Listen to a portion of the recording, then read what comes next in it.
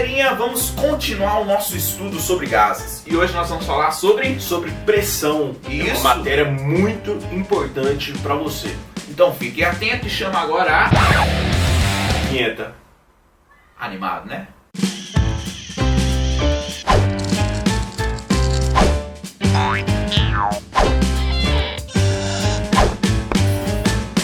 Antes da aula começar, galera, já se inscreve no nosso canal se você é novo e deixa uma curtida aí pra nos ajudar, vai. Compartilhe o vídeo com seus coleguinhas, faça esse vídeo chegar a muitas pessoas, assim você vai estar nos ajudando. E também chegue no nosso site. Qual que é o nosso site? O nosso site é www.quimicasimples.com.br. Lá você vai encontrar uma gama imensa de materiais para você conseguir estudar melhor química. E essa aula é um oferecimento do Papelaria Universo. Aqui você tem o seu papel.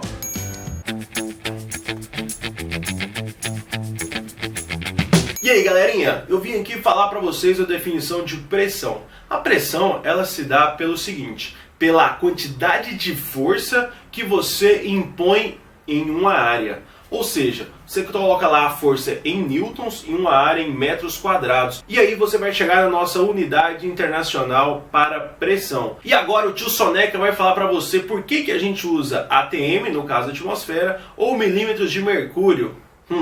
Vem pra cá, tio Soneca, seu cremoso. Como o nosso querido Pavanelli falou, a pressão é a força exercida pela partícula sobre a área do recipiente. E normalmente ela é medida em newtons por metro quadrado, que também pode ser denominado como sendo Pascal.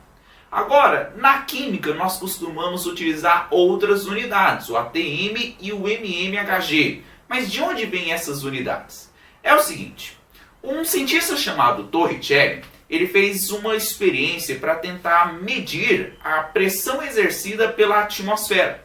Que experiência foi essa? Vamos ver aqui no meu desenho.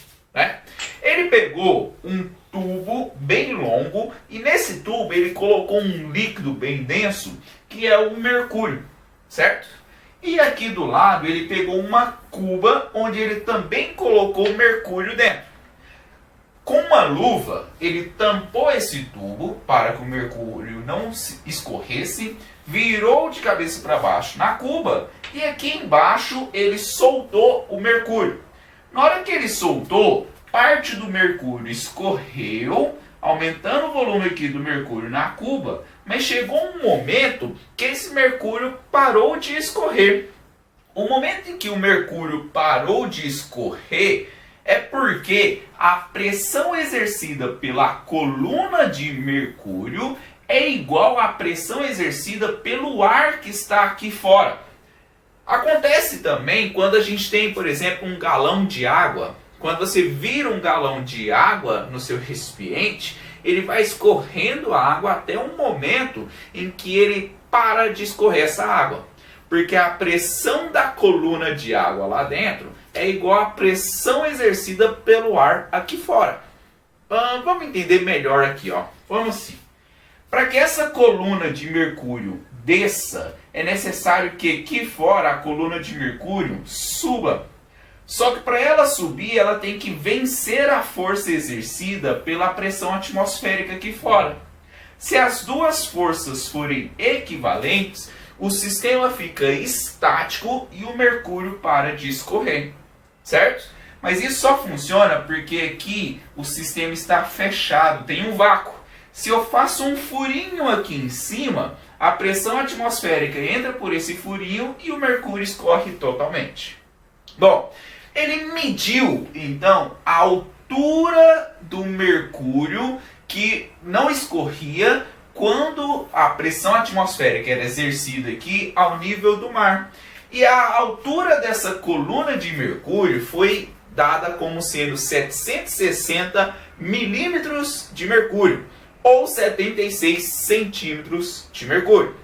Então nós temos como unidades usuais de pressão como 1 atm, que seria uma atmosfera, sendo igual a 760 milímetros de mercúrio, ou 76 milímetros de mercúrio, ou considerado às vezes como sendo 760 torr, que foi uma abreviação no nome do cientista que chegou a essa unidade. Entenderam, galera? Então vamos ver um pouquinho mais sobre a pressão da atmosfera com o tio Palas.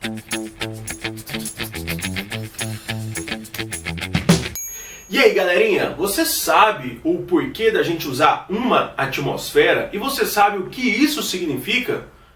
Vem aqui comigo que eu vou te explicar de uma forma muito delicinha para você entender. Saca só, o limite da nossa atmosfera, que depois tem a mesosfera, estratosfera, eu não sei muito bem a ordem disso, mas você tem um limite de atmosfera. Desse limite de atmosfera até o nível do mar, descendo aqui, você tem uma atmosfera.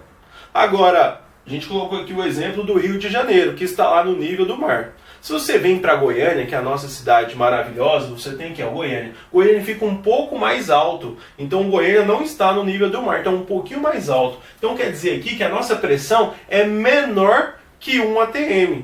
Ou seja, porque não tem uma atmosfera completa, é uma atmosfera menor. Então temos aqui uma atmosfera completa, aqui não tem uma atmosfera completa, fazendo com que a nossa pressão seja um pouquinho menor.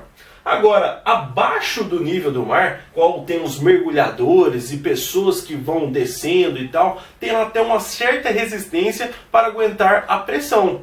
As pessoas não conseguem fazer grandes mergulhos com muitas profundidades, porque a pressão aumenta drasticamente. A cada 10 metros que você vai para dentro da água, aumenta em 1 atmosfera. Então tem aqui, ó, já 1 atmosfera. Você desceu 10 metros, você já passa para ter 2 atmosferas. Para mais 3 metros, 3 atmosferas. Mais 3 metros, 4 atmosferas. Então, um mergulhador que está ali abaixo do nível do mar a 30 metros, ele está sofrendo uma pressão de 4 atms, ou seja, uma pressão muito maior do que a pressão exercida na nossa atmosfera. Galera, ficou fácil de entender isso? Ficou tranquilo? Assim, vou cortar você na mão. Vou parar pela rabiola. Assim. E aí, galerinha, curtiu a nossa aula? Já compartilha com todos os seus amigos, que o tio Soneca agora vai dar o recado do que você precisa saber para resolver o nosso exercício de fixação. Então, galera, quando a pressão em 2 recipientes, aquela que for maior vai provocar um deslocamento do gás em direção à que for menor. Se as duas pressões forem iguais, então o gás não vai se deslocar e vai ficar parado. Assim como acontecia lá na experiência de Torricelli. É isso que você precisa analisar para conseguir chegar à resposta correta do nosso exercício. Aproveita aí, Se inscreve!